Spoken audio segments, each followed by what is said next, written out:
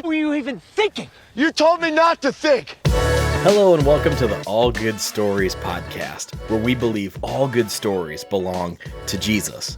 And when we look for Jesus in the stories around us, we find him more fully in our own. We're your hosts, Chris Bowden and Simon Campbell, two millennial dads who love pop culture and making connections from the content we love to the God who loves us. And in episode 11, our second installment of All Good Stories After Bedtime, we're taking the highway to the danger zone as we find the good stories in Top Gun Maverick. All right, Simon, we get to dive into what has become one of my very favorite movies in the last few years in Top Gun Maverick. I feel like it has been a long time since I've had an action movie that is just like an actual action movie that feels great. It's complex enough, but not overly complex. I can jump in and go, they flew planes. And it was awesome. Just checked all the boxes, yeah. It has been so great. So I'm super excited to talk about this. I feel like this is one of the few movies left, or maybe even few shared cultural moments. These moments where there's kind of a blip on the radar that everyone experienced or everybody heard about Top Gun Maverick when it hit theaters. It became kind of this little moment post-COVID that everyone got to hold on to and go, hey, movies can still happen. So I'm excited to look back and dive into this one again. And so for those out there who have not had the benefit of seeing this movie yet, or maybe need a refresher, give us the story on Top Gun Maverick. After more than 30 years of service as one of the Navy's top aviators, Pete Maverick Mitchell is where he belongs, pushing the envelope as a courageous test pilot and dodging the advancement in rank that would ground him. Training a detachment of graduates for a special assignment, Maverick must confront his deepest regrets of the past and come face to face with the burden of guilt he carries. The movie culminates in a mission that requires multiple aerial miracles, but the most astounding of all is the hero's experience of forgiveness and the power of redemption. Yeah, you really turned that one where I feel like you're giving away a little bit of where you're going to go. Yeah, I'm showing That's my a great hand setup. here a little bit. Yeah, that's not a synopsis you're going to find online, but it's one of those that's like kind of showing my hand of where we're going next. That's right. If you want synopses you won't find online, tune into the All Good Stories podcast. Yes, that's what we're here for. And I really do want to talk about the box office impact of this particular movie because its story is wild. This is a movie that was filmed in 2018 and 2019. Oh, really? If you can believe it. So this had a way further out timeline than most people are aware of. And it was actually prepared for a July 2019 release date. Originally, I remember they dropped the trailer for this movie, I think back in about 2018, and the internet exploded. People have been waiting or begging for a Top Gun sequel forever, and that was a big deal. And then it got delayed to June of 2020 in order to shoot some of the more complex action sequences in the movie, which is not surprising at all, given what they delivered on. I mean, great, take your time. It was awesome. But that slated it for June 2020. And then this little thing called COVID happens might have in caused March a problem, of 2020 and just derails everything, including movie theaters. And so during the pandemic, if any of us have forgotten, we saw a lot of movie studios that pushed to streaming. I remember that was a really big kick for what became Max or HBO Max at the time. Sure. Warner Brothers had a partnership where really a bunch of their movies went on to streaming so people could still take those in, or they delayed those to be released or planned to release them as soon as theaters opened when the world started opening back up. And this was not the case for Top Gun Maverick. Tom Cruise now famously pushed really, really hard with Paramount Studios to not release this on streaming and not give it away. And then to hold the theatrical release once the world started opening up already, which didn't end up being until May of 2022, which is 3 years after its already delayed release date back in 2019. And That's so fascinating because you remember those times and you kind of remember those movies that got pushed to streaming only. And I just remember being like, well, I'm not going to sit at home and pay to do the streaming only. I'll just wait, and then you just don't end up watching them in the first place. You know what I mean? Took it in. Or some of them got delivered and I knew it wasn't going to be the same experience or impact as it would have been if I went and saw it in theaters. This is such a hard time to navigate for everything, but it was really interesting to see how it impacted the entertainment. We're all watching watching stuff. We had nothing else to do, There's but never yet been a it better still time. caused a huge crisis in the entertainment industry. That's not right. only in terms of what they were making, but how to even deliver this well. That's right. Not Everything, great everything for was disrupted. blockbusters. Really good for Tiger King. Tiger King. That is one of the most specific things. I think everybody will have that Tiger King moment. It was the final domino to fall of This Is Our Lives Now, and sweatpants are the okay default every day. Yeah.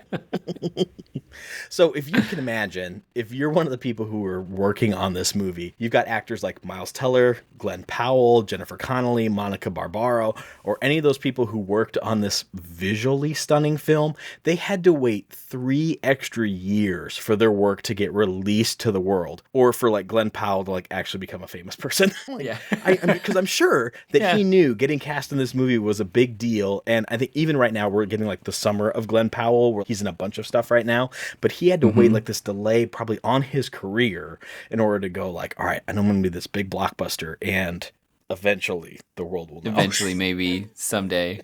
And man, that was the right decision, because this movie killed it in the theaters. This thing blew up. Spider-Man No Way Home, spoiler alert, that's the one with the 3 Spider-Men in it, in case you get confused on which Spider-Man movie is out there. But that was the one that was considered to like first revive the box office post-COVID in 2021. Like that was the first like big blockbuster.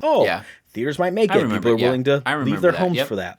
I think that was probably my first movie experience I had post-COVID. So too. And then Top Gun Maverick, though, is now considered to be, quote, the movie that saved the box office. Steven Spielberg even said, though, they caught him on a hot mic talking to Tom Cruise saying, hey, you saved theaters. You saved this whole industry with this movie. Because at the time, it broke the superhero movie barrier, because that's really the only thing that's making money. It's the only thing that people are going and experiencing in the theaters. And then it brought in both a young audience and an older audience back into the theaters to go and get out. If you put the numbers to it, it cost $170 million to make. This is not a cheap film to produce. And it made $718 million domestically and $776 internationally, for a total of $1.5 billion. Billion with a B. At the box office, and nothing has topped it since. But Barbie and the Super Mario Brothers animated movie came pretty close. They're a couple hundreds of millions off, but this still stands as the most successful movie in our post-COVID era of theaters. And so again, this is really kind of like one of the few shared cultural moments that we all experienced. I remember I heard about Top Gun Maverick, was excited about it, and then kind of forgot. And then I had multiple family members who were like, "Have you seen this movie? You have to go see it in theaters." They're like, this is the appropriate context to take this one in, and you're going to miss out if you don't. And I remember I walked out of the theater and I wanted to see it again immediately. I was like, that was super fun. Isn't that awesome? I love when that happens, because that feeling feels nostalgic. For me as a kid going to the theater, because when theater was such a more central part of how we got entertainment, and you were going to have to wait until that would come out. And so it was like, oh man, I just want to see that again. That feeling, I know exactly what you're talking about. And so to have a movie that delivers on that and gives you that again in a theater setting is really cool. Literal movie magic for me. And I felt the same way watching it again, getting ready for this podcast. I watched it on a random weeknight and it got done. I was like, that was fun. And I think the way you're describing it is really accurate, because it doesn't matter whether you are interested in aviation or military or any of that. Like, it just is a good action movie in every sense. So it's kind of like Remember the Titans or whatever. It doesn't matter if you're interested in football. That's just a good movie, a good action movie with a lot of stuff in it. It's the setting that we have to tell a good story in a way that's actually interesting and super fun. Yes. Not only was this a box office success, it was actually a critical success as well. This movie was nominated for 6 Academy Awards. If you can imagine, the plain action movie nominated for 6 Academy Awards, including Best Original Song, Best Visual Effects, Best Film Editing, Best Adapted Screenplay, and Best Picture. This was nominated for Best Picture. And then the last one it was nominated for was Best Sound, which it actually won. This is an Academy Award-winning movie. And boy, is that one of the right awards for this movie to win. Can we jump into that movie, like just that part of movie magic right now? Because that is one of the things that was on the top of my list. Even the sounds from within the helmet and the cockpit, and obviously all of the sound effects associated with the flying and like all of these different things that are happening. That is one of the things that connects you to this world just as much as the visuals to the experience of this movie. That is absolutely right. What you're talking about, the relayering there, is such a good detail, because not only do you get the thundering of a jet that they've got to mix in to sound the right way and not blow your speakers out, but then layering that on top of like, what do we emphasize and what's most important and how do we filter this to sound the right way? And then also we've got these banger tracks for music that we want to throw in on top of it. Or we say that, nope, right here, no music, just sound of jets, right? These are such good intentional choices throughout the movie that, I want to nerd out on that all day. It's so fun. And the last thing I'll throw out there about this movie is that it's another really unique data piece on Rotten Tomatoes. It is a 96% critics review. I mean, this is an A+ movie if we're looking at how critics normally review movies on Rotten Tomatoes. And it is one of the only movies that I have seen that has a 99% audience review on Rotten Tomatoes. That blows That's a big deal. My mind. This is a movie for everybody, is what this is saying. There's only the 1% of people out there who are like, nah, dog, not That's for what I me. want to know. Yeah, who's the 1%? Yeah. They're still just planes, right?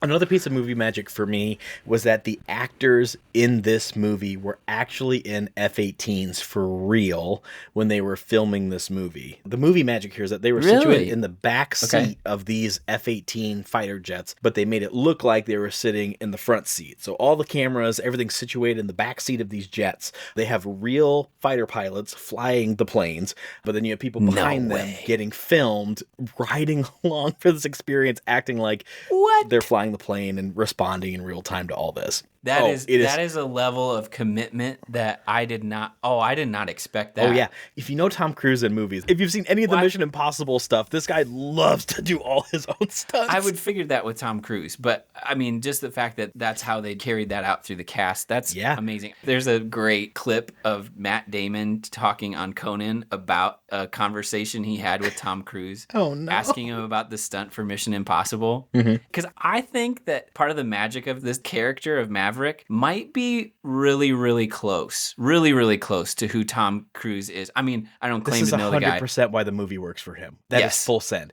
It's like, it's the closest we're going to get to Tom Cruise in a real movie. 100%. But in this conversation, asks him about the skyscraper scene in Mission Impossible. Yes. And he's saying like, he like leaned forward like he had wanted to talk about this for like forever. And like, I've been wanting to do this shot for like 15 years. So I go to my safety guy and I tell him what I want to do, tells him the whole thing. And the safety guy says, we can't do that. And then it's a great break because Matt Damon emulates Tom Cruise in this moment and said, so I got a new safety guy. Like no break. It's just like, so I got a new safety guy. We're going to find a way to make this happen. That's right. That is exactly what this guy is. And that's what you see so often, like in this character of Maverick, you know, it's like you say, well, you can't do that. So I did it. So I found a way to do it, and I'm kind of going to wink at it. Yeah. So in order to get people ready for this, the actors, Tom Cruise actually worked to design a boot camp for all of these actors. And so in order to prepare for their roles, they went through 3 months of training, including underwater evac training, aerial aviation training to like build up their spatial awareness just in an aircraft. Wow. So they know where to look on the controls or on the dash or out the window. Wow. Like they have context in their brain as they go. And then also they had practice flights in the back of F-18 planes to learn how it flies, then actually to practice pulling G's, like the G-force you'd actually experience within the plane for these shots. Some of the like they experienced high G-forces. These actors. I'm assuming maybe not as dramatic as the movie goes, right? But they are experiencing like the real G-force that's applied when you're barrel rolling the aircraft or tilting left and right or up or down. Like when you're seeing their faces stretch and move, that is a very real thing. That is fascinating, and I am so glad you dug that up, because like now that you say it, it's like I totally see it. That's why this is good. That's also why this had to be delayed. So just like Yeah, that's right. That's right. Just the commitment to this level of authenticity. Yeah, which is connected to another piece of movie magic for me. They made custom camera mounts, some custom cameras even, in order to get 6 cinematic level cameras inside of a cockpit for these planes. They have 6 cameras just embedded in this. It's a huge technical feat because you're dealing with space in the aircraft. They had to remove some aircraft parts in order to get those things situated. They had to come up with different sort of rigs and designs lenses for cameras in order to make this work, because they wanted to get wider lens shots to get context on the character in the cockpit. Yeah. And so if you look at the original Top Gun movie back in the 80s, there's such a limitation of technology at the time. The movie still works. There's a lot more quick cuts, quick shots. I mean, you can't see a lot when you're on the pilot's face as compared to what we're getting. Even the depth of field for these shots now is really impressive. But there's so many things they had to work around. One was even that you couldn't rely or pull power from the plane in order to power the cameras. So they'd only get like 90 minutes of footage at a time because they just had to run the cameras on their own power source, right? If you think of a movie set, these cameras are like hardwired in and powered, where it's like, you can't do that in the plane and you're not going to steal the power from the engine here, right? Not going to let you do that. And so they had to find ways to make all of this work. There was a ton of work, ton of planning, even planning for time of day and weather and lighting, because you're filming these sets and they're actually flying through these valleys and through these deserts and different scenescapes. They want to make sure all these shots match, even when it comes down to like sunsets, or if it's in the middle of the day when they're practicing or training. That all has to be consistent and line up. And so this is just a huge technical accomplishment, because not only are they focusing on the pilot in the cockpit, they're also focusing on like, what do you see outside of the plane as they're moving, which adds to the element of realism and immersion that works really well, but requires so much work that they committed to.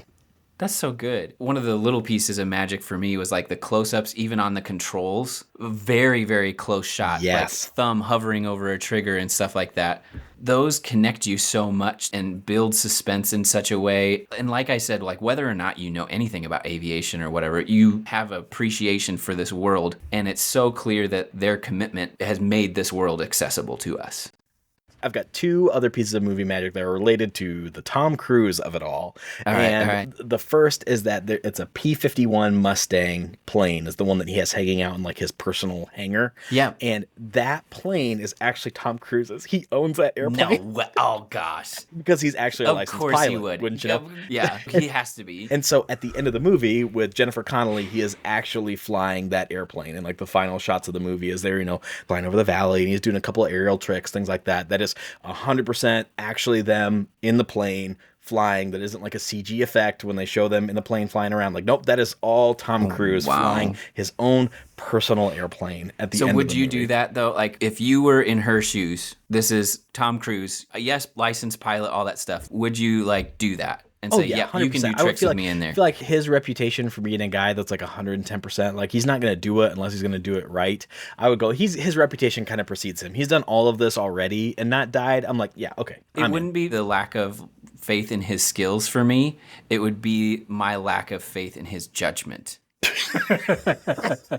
Because if like about like his like stunts or his religion, which way do we want to go with this? Okay, I'll just stay on the surface level and just say the stunts. Let's just, that's what this podcast is about. Oh, my bad.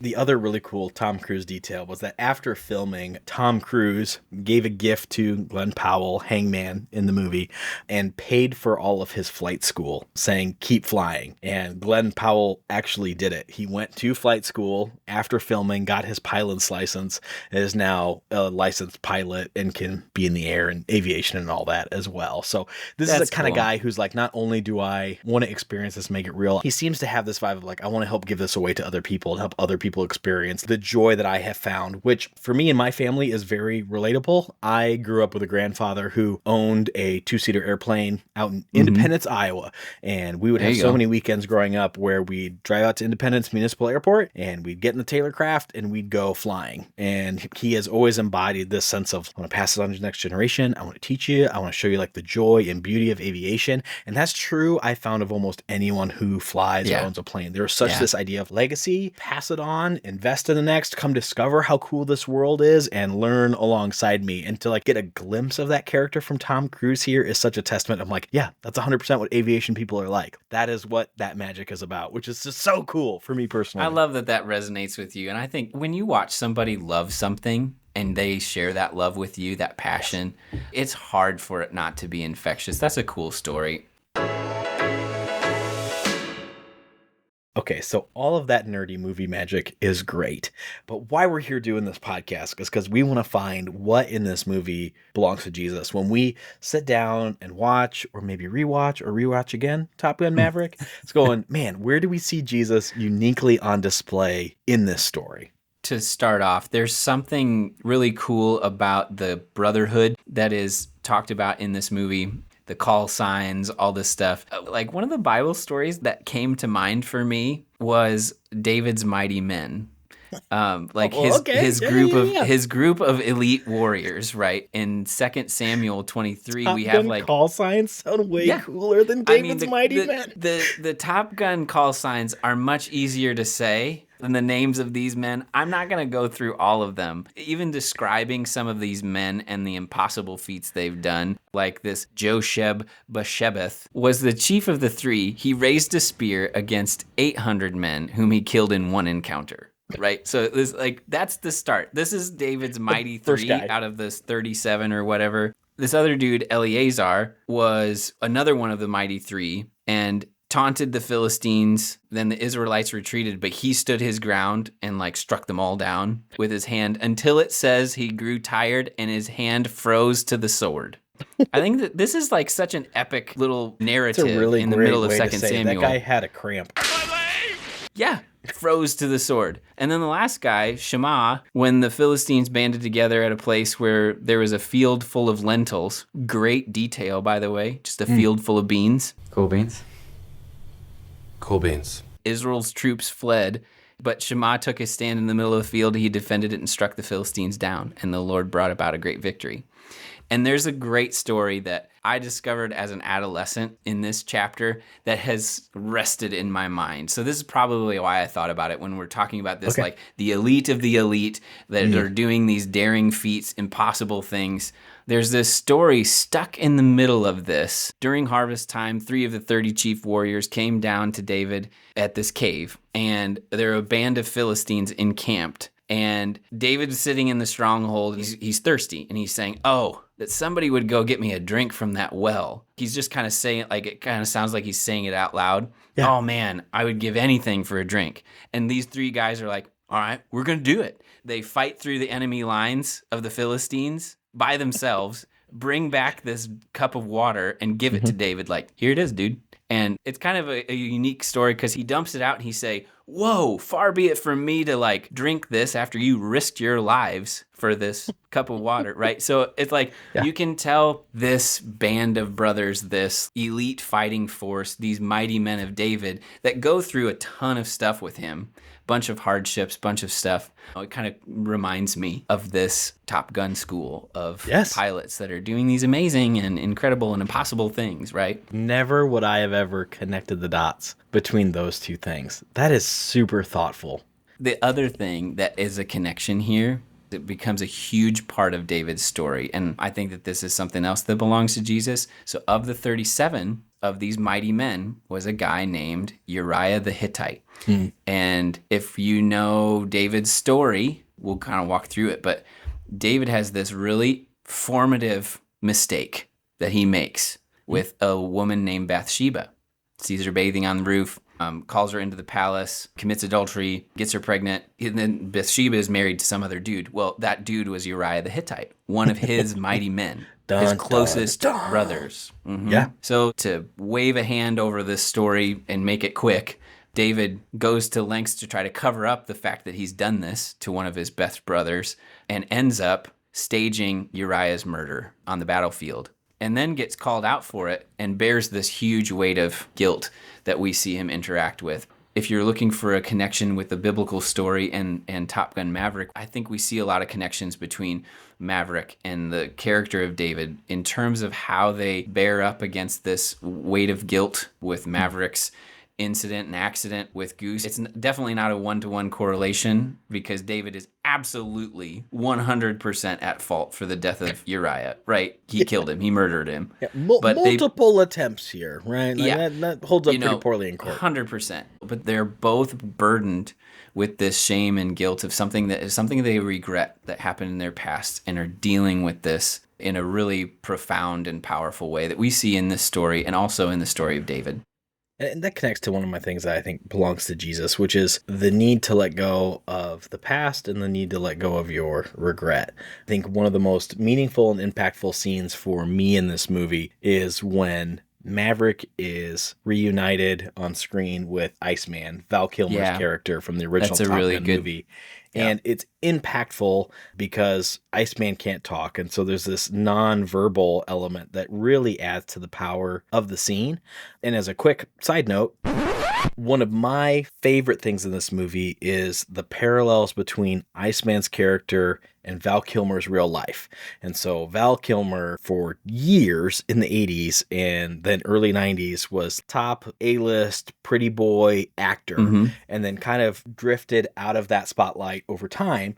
And then over the last few years, we've come to learn that he has walked through throat cancer, has been his story in his life. And there's a documentary out now about his journey with that, but actually had to undergo a tracheotomy as a result of his throat cancer. And now he literally has lost, for the most part, his ability to speak, which you can think for someone who's been an actor and kind of defined their life and career by some of this, just, I mean, huge loss for him. Right.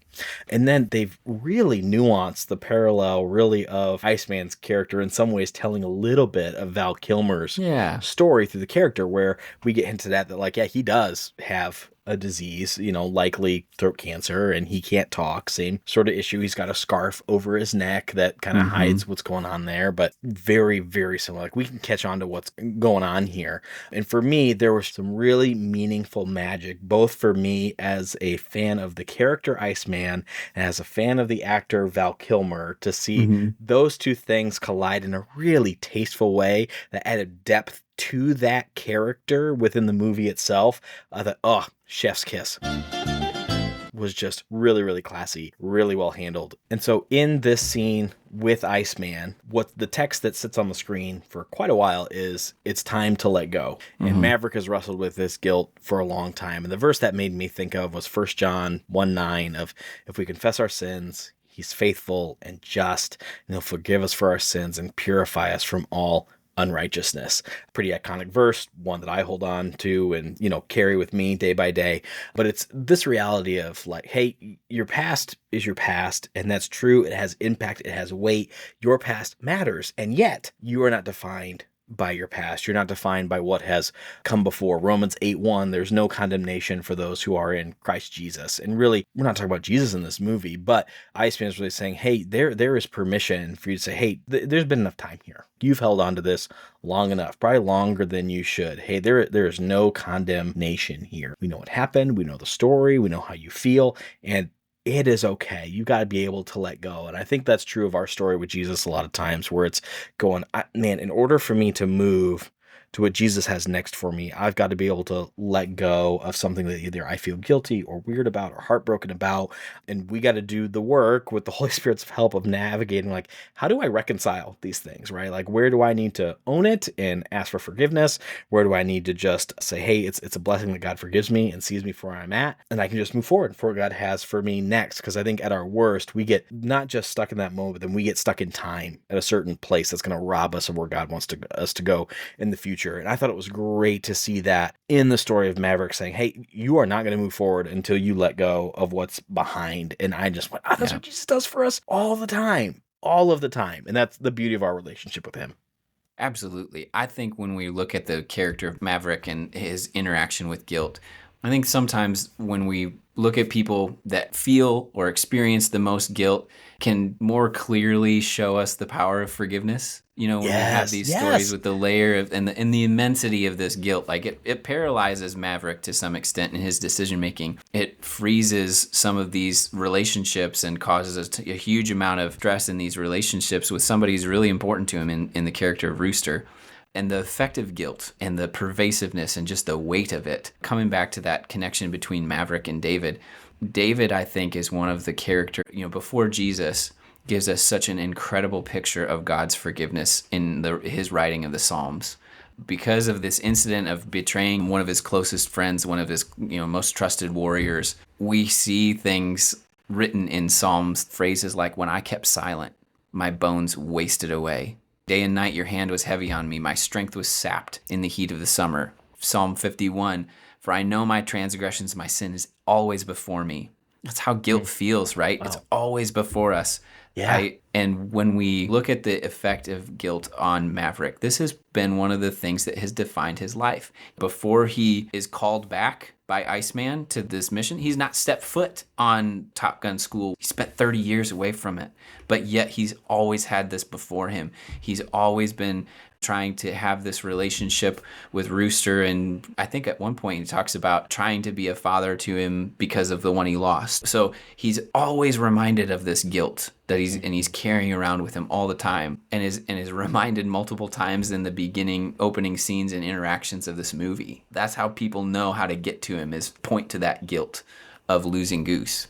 But we also see from what happens at the end of this story in Maverick, and when he experiences that forgiveness, that redemption through this mission with Rooster, we see this power of when it all finally comes out in the open and they talk about it and the forgiveness is given by Rooster, the power of that. I think we also see that in David's writings when he's talking in Psalm 51, then I acknowledged my sin to you and did not cover up my iniquity.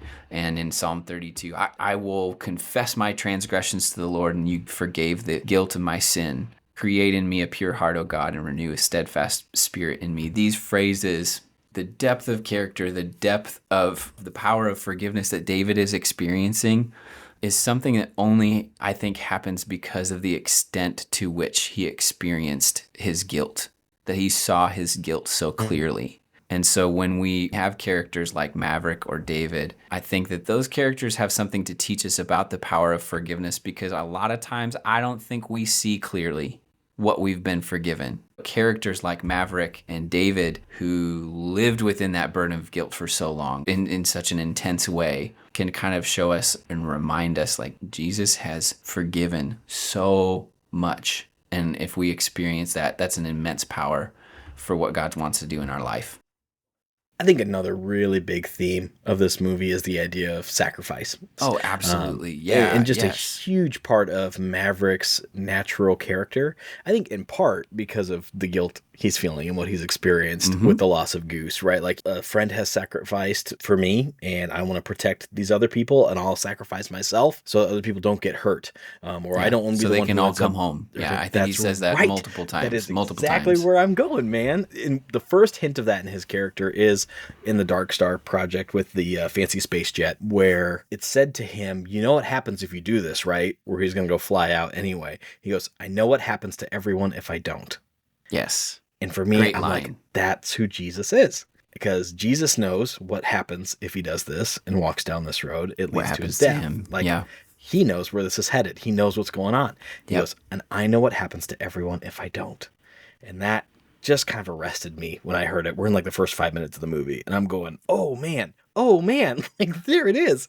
Because the line that you were mentioning is, teach them to work as the team and to strike the target, and how to come home, sir. Right? And how to come home. And it's connected a little bit. Like, you catch this hint, which I think is really cool in the sense of, like, kind of that father-son relationship that Rooster has to Maverick as well, where Rooster has a little bit of this in his character as well. Certainly enough where he goes back for Maverick later on in the movie. But early, you get this same hint in his character where they're doing all these training exercises. And, if you get shot down, you do 200 push-ups.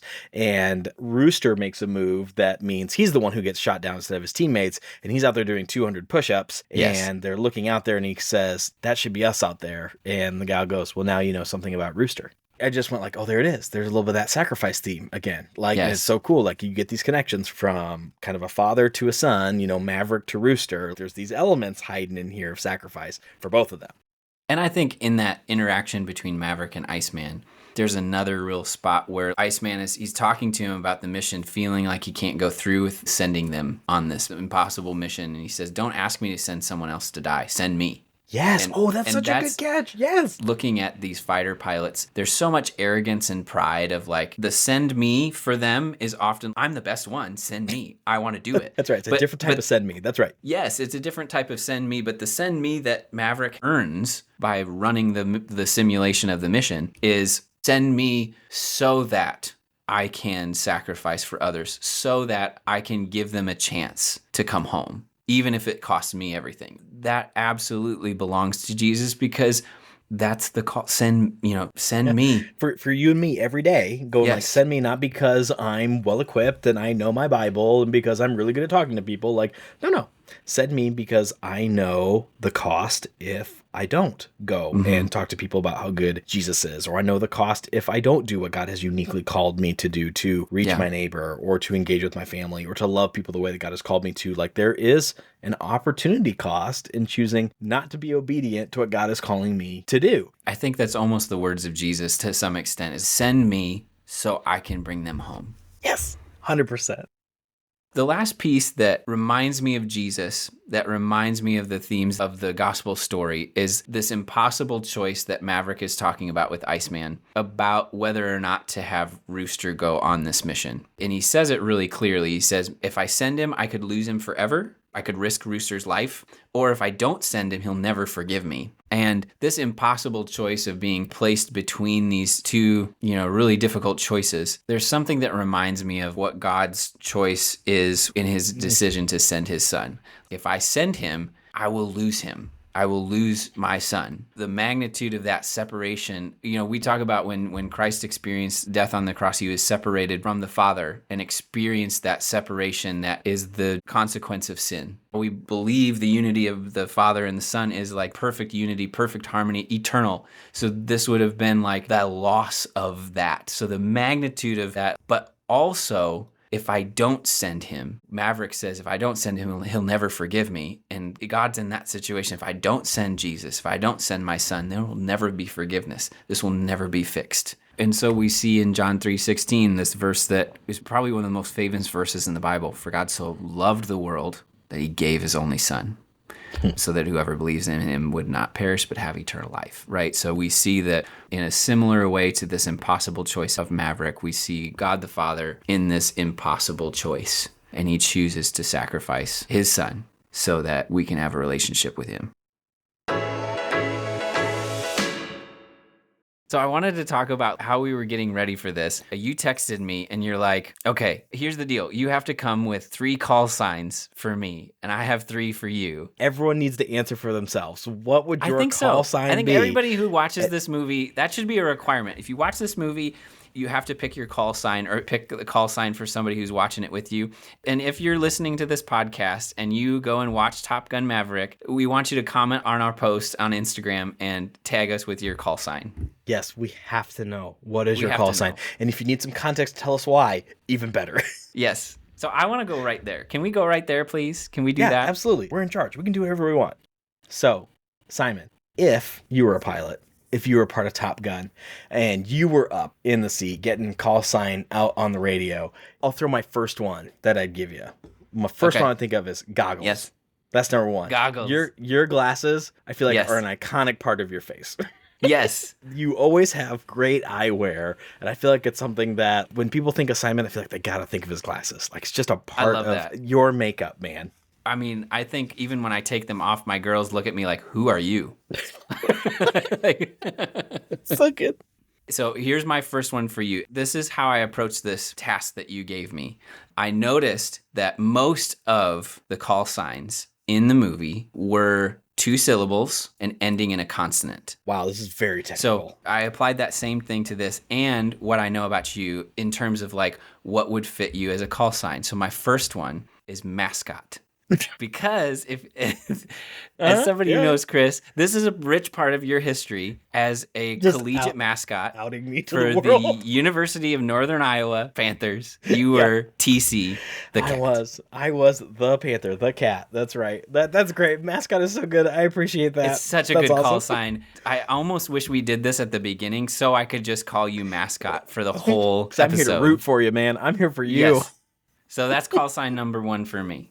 All right, my second one for you, Simon, is going to be Preacher. All right. And the reason I'm choosing Preacher is because it sounds great. And second, yes, you've got a vibe about you that when you're passionate about something, when you're like really into something, like I'm like, oh, he's preaching. You have a certain tone, you have a certain energy. If anyone's listened to our previous episodes, you know when Simon becomes Preacher Man, like he is in the moment and he is into it and he wants to make sure that you know in like the best way. So there's number 2, man. My second one for you. So this is an homage to some of the call signs we see. We see Iceman, Hangman. Okay, you would be Hype Man because one of Chris's top 5 strengths is woo. If you're familiar with the Strength Finder, this is one of Chris's strengths, which and you're one of the only winning others over. We need to be winning others over, but I get means. it. Like you are a celebration person, you are a hype man at heart. And I think you are one of the only people that I know that has a stash of confetti poppers for this very reason. Yeah, absolutely. They're ready to go at any time.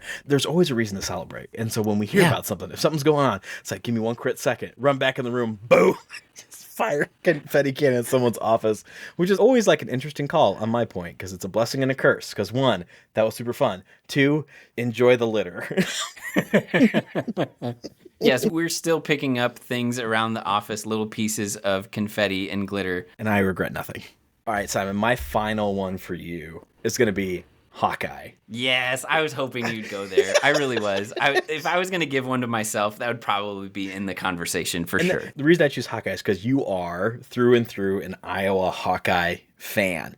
It is amazing when I happen to catch a conversation with you about Hawkeye athletics in particular, where I'm like, "You're a busy man. How do you know all of the things about this?"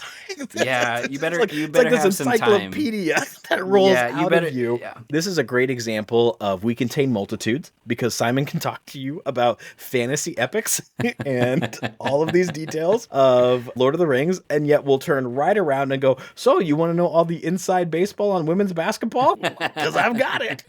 Yeah, you better have some time if you're going to bring up anything Hawkeye athletics. My last call sign for you, Chris, is refill. More specifically, if you are in the back seat of the aircraft and you're the weapons specialist, like support role, refill, both from a weapons perspective, but also because you would need a number, however many cup holders they could fit in that cockpit for all the all the beverages that you keep on your desk. Never one and rarely 2. Yes. Yes. So therefore, refill. That makes me so happy. That is awesome, man. Thanks for taking time to think through those. That's so fun. All right, Simon, ready for some love it or leave it? I'm so ready for this. A love it or leave it for me is the flashbacks throughout the movie. So you're a guy who has not seen Top Gun originally and just saw Top Gun Maverick. And so the flashbacks for you, where you're at, could be seen as pretty helpful. It's a love it because like the photographs that they put throughout this movie, it gives you the whole, it helps set the scene and like whether or not like I didn't feel totally on the outside looking in, getting those. So, like, I think the flashbacks and all the photos from young Tom Cruise and young Val Kilmer as Iceman and Maverick, like, those are just great. I loved that throughout. What about you? I think it's helpful. There's always a part of me with flashbacks in movies where I think a part of me goes like, I get it. I've seen it. I've done my research. There's always a part of me that's like, oh, I don't want to look back. Like, let's just keep moving forward. So I have like an internal bias probably for like all those things.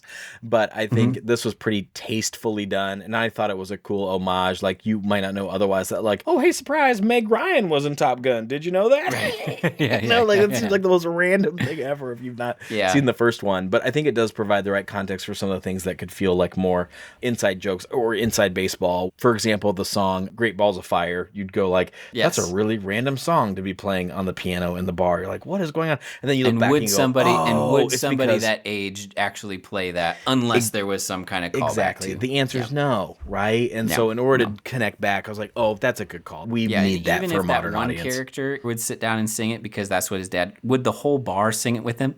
No. Yeah, we might leave that. Love it or leave it, Bob's call sign. Oh, Bob. Full love it. Full love it. I thought so. Both how it's introduced and then just the fact that that is what it is. It fits his character perfectly. They knew exactly what they were doing. I kept waiting for them to give him one. Like he would earn it later. You were waiting for more of an arc in Bob's story that you did not get. I like that they didn't. That it was kind of a break from the vibe that they had set with all the other call signs. But I was kind of waiting if they were gonna have him earn one later. Here's another fun little piece of movie magic in relation to that character for Bob. That is Lewis Pullman, who is the son, Nepo baby, of the one and only Bill Pullman, Mr. President from Independence Day. We will not go quietly into the night. And so my wife, no, not good for me. Good for my wife. She caught that. She caught that. The credits when they did the classic 80s movie like credits at the end where it was like person and actor, like they're on screen with their title. And it said Lewis Pullman. And she looked right at his face and she went, I wonder if they're related to Bill Pullman. I wonder if that's his son. And so off we go to the internet. It was like, yes, absolutely. Well done. Love it. Love it or leave it, John Hamm as Cyclone. That's a love it. John Hamm brings all of the right energy to that type of character. I'm a big John Hamm fan in general, and I think the moments where John Hamm gets to be mean are his best roles. Yes. I am a big fan of Mad Men. He is so great in that because he really is not a nice person. And he embodies kind of that like quiet, I'm in charge person and get out of my way so well, where I think it just fits my favorite version of him when he's acting in a movie. And when his character makes the shift and takes the risk to trust Maverick and assign him as the point leader or whatever the title is for that, the mission leader, because he's so mean the rest of the time, that moment pays off so well. Yeah, and yet it doesn't undermine his character, who he really is, like through the rest of the movie. Like I love it. Like at no point do I like disrespect the guy, but I'm also not aligned with where he's at. They do such a good job of going like, you are the mean one here, but I get why you are, and I'm still on board. Like, I'm still rooting for him as a character. It's not like he's like, it's not like he's won over and becomes this fanboy later, but he has respect for him and like, he follows the rules. 5,000 feet is not just a rule; it is a law, as immutable as gravity. This is what we do. This is why we're doing it. Bring them back. Do the thing. Love it or leave it. The beach football scene as a fix for the faulty team dynamic. As a singular fix, that's bias. A real hard leave it. Like, that's not how that's going to work. But I think it's a total love it because you get a moment just like that from the original Top Gun movie. Like, that is like a big bonding that's something that I missed. Scene that's in the original Top Gun. So the reason it's there is like, we're pulling directly from our source material here, which is really fun. And I think it's like an excuse to go up. We all got in really good shape for this movie and we need to prove it to people. I think it is a bit of a love it because it captures a little bit of the corniness of like an 80s movie as well. Right? Like it's a bit of a timepiece for me where I go, yeah, of course we're going to have a cutaway shot. It's like the one modern song we get as well. It's a One Republic song that kicks in here where it's like peppy and fun or whatever. And we get a break. And so, all right, I'll take that. That's a love it for me. Good. I'm glad that you won me over there because I think when I saw that scene, I was like, oh yeah, we're dealing with some of the most arrogant and selfish and self-centered or just like obsessed with accomplishment people on the planet. But one game of beach football is going to solve that. And now they're going to be a team. We're American, Simon. Football fixes everything. Love it or leave it, that comedic moment in the woods after Maverick and Rooster are shot down when Rooster's like, but you said, don't think, just do. Like as an explanation for why he came back. You told me not to think. Yes. For me, that is one of my favorite scenes in the whole movie. Yes. It's a full love it for me because it's the first moment for me in the movie when he stands there with his arms open looking at him where he looks like the guy who played Goose in the first movie. Good. It's the first moment where I go, I love that. He looks like his dad. Yeah. Like he looks like he's entered into who this character is and now it's Maverick and Rooster, right? Like that's the pair and I feel like that's the moment for when he shoves him down in the snow. Goes, what were you thinking? I'm like, that's the bro energy that those two Yes. had, where I'm like, we have arrived. That's a full love it. All good things must come to an end, including this episode. And thanks again for joining us for episode 11. We hope it's been a fun one for you, but our greatest desire that this is accomplishing for you what it is for us. It's shaping the way that we watch movies and sparking spiritual conversations around them. And we'd love to keep the conversation going with you because there's all sorts of other good stories and awesome nuances to explore.